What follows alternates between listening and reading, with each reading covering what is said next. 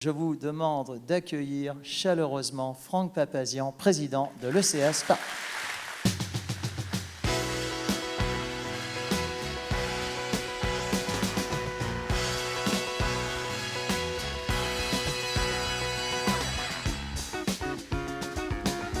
Mon cher Franck, c'est donc vous qui allez prendre le deuxième micro.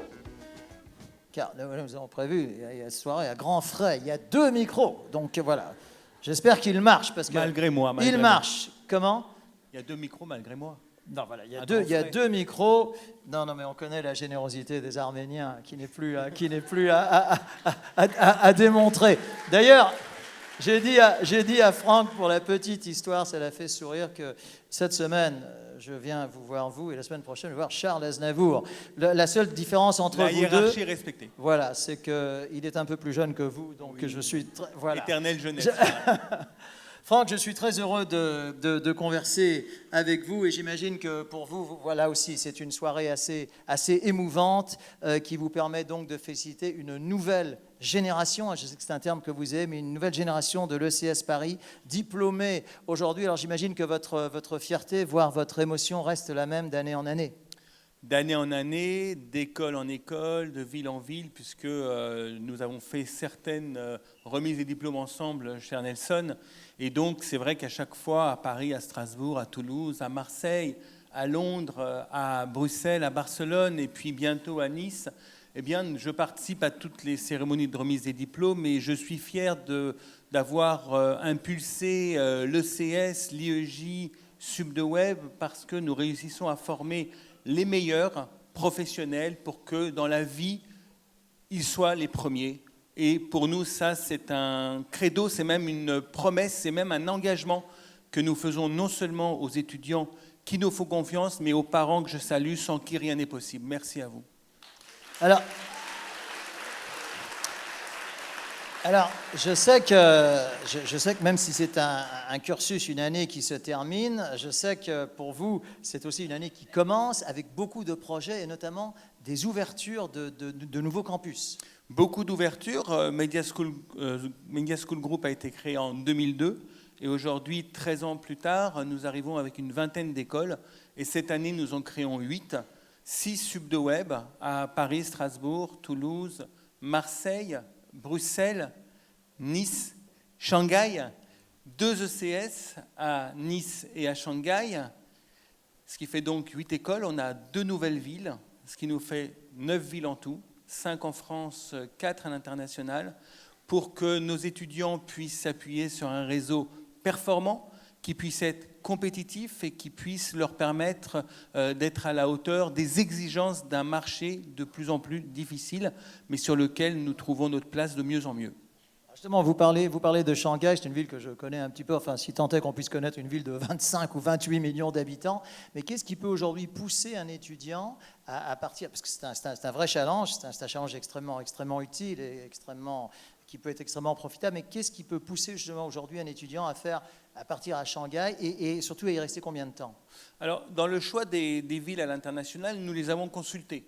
Nous avons consulté nos étudiants, nous avions nous nos propres convictions évidemment, mais nous les avons consultés pour savoir où ils avaient envie d'aller. En fait, leurs envies rejoignaient nos propres impératifs et notre propre vision. Et Shanghai, c'est en même temps, enfin la Chine, c'est le nouveau monde, c'est la grande puissance avec les États-Unis aujourd'hui, c'est une croissance exceptionnelle ces dernières années. Ça permet à nos étudiants d'avoir une nouvelle vision de la communication, du digital, de ces métiers-là, et puis de revenir bilingue, parce qu'à Shanghai, comme à Londres, c'est un enseignement en anglais. À Barcelone, moitié anglais, quand vous dites bilingue, c'est donc anglais, c'est pas chinois. Non, c'est pas chinois. Là, Par contre, ils auront des cours de mandarin. Ils auront l'ABC du mandarin, effectivement, parce que c'est important. Bien sûr. Alors, notre parrain qu'on va vous présenter dans quelques instants, j'en suis d'autant plus heureux que c'est également un ami personnel, à la tête de son agence qui porte le nom du 5e continent, il a été élu agence indépendante de l'année.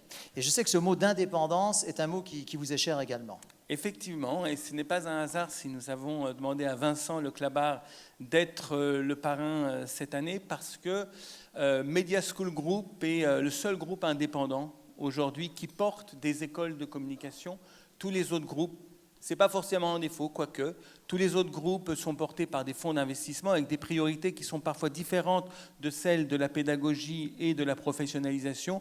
Et donc, moi-même, mais toute l'équipe tient effectivement à l'indépendance de Media School.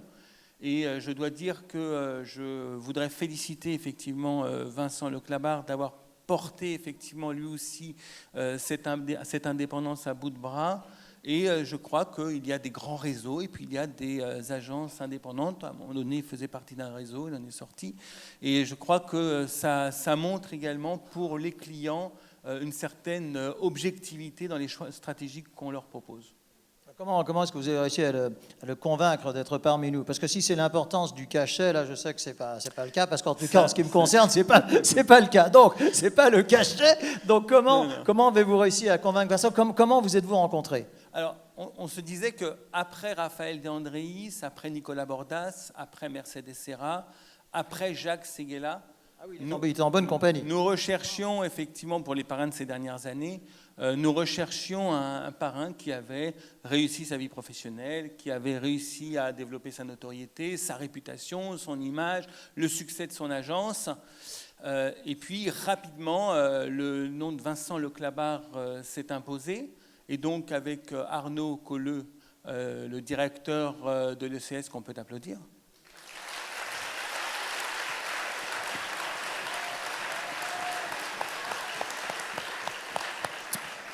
Nous avons croisé Vincent Leclabart au Grand Prix stratégie de la publicité.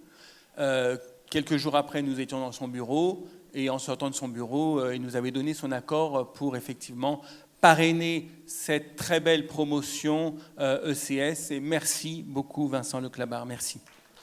Alors, Vincent, je ne sais pas si vous avez quelque chose à ajouter, Franck, parce que avant la projection du film qui va nous présenter un peu plus en avant notre parrain, si vous avez quelque chose tout petit message aux étudiants.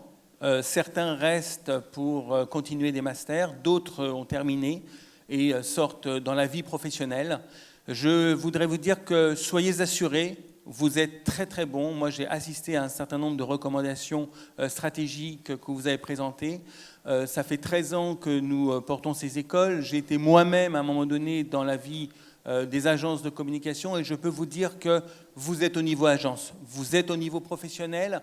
Nous mettons tout en œuvre pour que vous bénéficiez de la plus forte employabilité possible, des meilleures compétences, des plus belles expériences, que vous puissiez croiser les professionnels les plus avertis.